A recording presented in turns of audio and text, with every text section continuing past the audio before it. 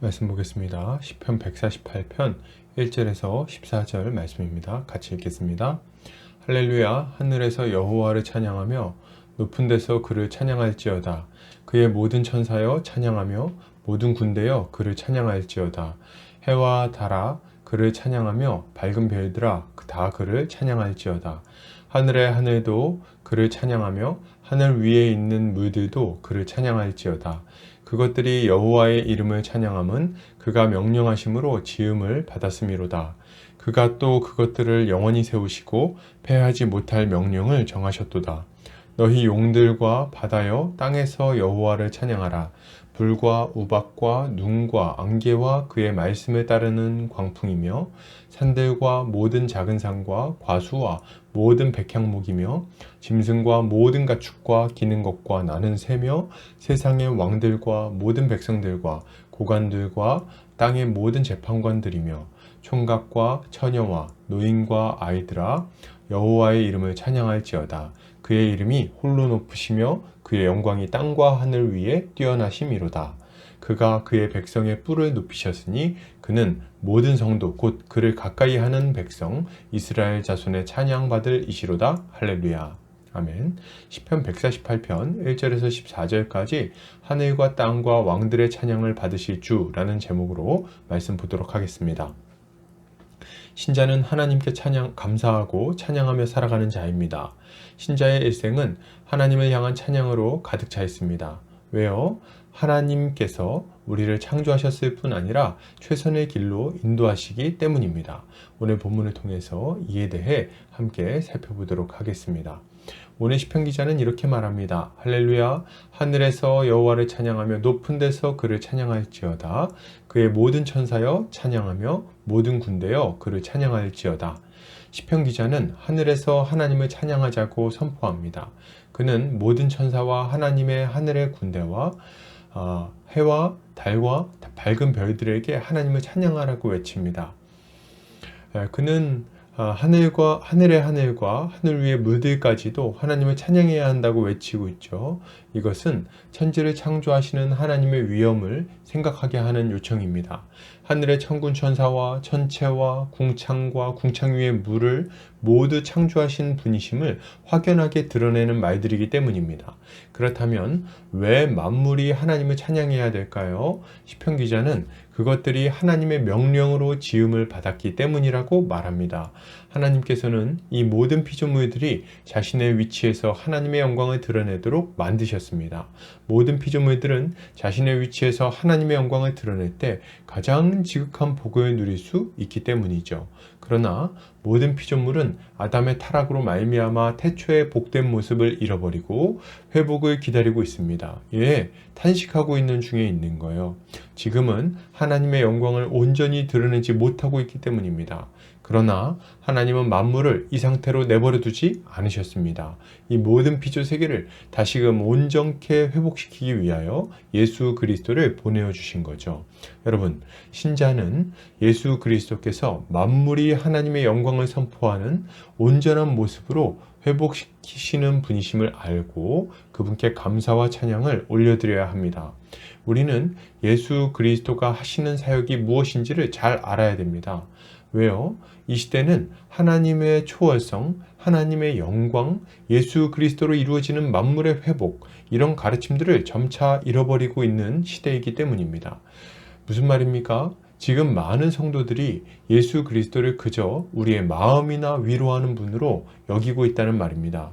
그분은 우리 개개인의 몇 가지 문제를 가지고 고민하시는 소소한 분으로 여겨지고 있어요. 그마저도 다 해결하지 못하시고 안타까운 눈으로 바라만 보면서 옆에서 위로의 말이나 해주시는 분으로 사람들이 여기고 있는 거죠. 그렇기에 이 시대의 성도들은 하나님을 의지하여 그의 전능하심 앞에 무릎을 꿇고 은혜를 구하지 않는 겁니다. 주 예수 그리스도께 우리의 인생을 맡기고 살아가지 않는 거죠. 완전히 회복될 하나님 나라를 소망하며 그 영원한 나라를 소망하며 살아가지 않는다는 말입니다. 우리는 이런 어리석은 모습을 버려야 되겠어요. 온 우주를 온전히 회복시켜서 우리에게 영원한 완성을 가져다 주실 하나님과 주 예수 그리스도를 온전히 바라보고 믿어야 되는 겁니다. 여러분, 하나님은 온 우주를 창조하셨을 뿐 아니라 온전히 회복시키실 초월하신 하나님이십니다. 누구를 통해서 이 일을 이루십니까? 바로 우리 주 예수 그리스도시죠. 그분은 만물을 처음에 아름답고 영광스러운 모습으로 온전히 회복시켜 주실 것입니다. 이걸 믿으시기 바랍니다. 그리고 그분의 영광과 권위 앞에 무릎 꿇고 합당한 경배와 찬양을 올려드려야 할 것입니다. 계속해서 보겠습니다. 시편 기자는 이렇게 말합니다. 세상의 왕들과 모든 백성들과 고관들과 땅의 모든 재판관들이며 총각과 처녀와 노인과 아이들아 여호와의 이름을 찬양할지어다. 그의 이름이 홀로 높으시며 그의 영광이 땅과 하늘 위에 뛰어나심이로다. 시편 기자는 용들과 바다와 땅에게 하나님을 찬양하라고 말합니다. 그는 불과 우박과 눈과 안개, 광풍과 상과 과수와 모든 백향목과 짐승들에게 하나님을 찬양하라고 말하죠. 그리고 온 세상의 왕과 백성들에게 하나님을 찬양하라고 다시 한번 외칩니다. 왜요? 그의 이름이 홀로 높으시며 그의 영광이 땅과 하늘 위에 뛰어나시기 때문이라고 말합니다. 이것은 하나님이 온 우주와 만물을 창조하셨을 뿐 아니라 그분의 섭리 가운데 다스리고 계심을 분명히 알려주는 말들입니다. 하나님은 사단을 제어하시고 바다와 땅과 모든 피조세계가 자기 위치에서 적절하게 자리하고 움직이도록 다스리고 계십니다.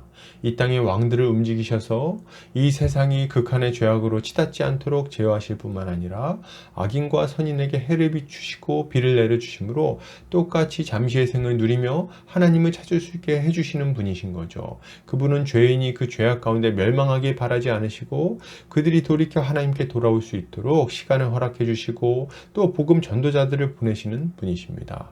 그분은 이 세상을 그분의 지혜로 다스리시며 언젠가 이루어질 완전한 회복의 날까지 유지되게 하시는 거예요. 그리고 때가 되어 우리 주 예수 그리스도를 통해 이 모든 자들이 하나님께로 돌아오게 하시고 회복되게 하시는 거죠.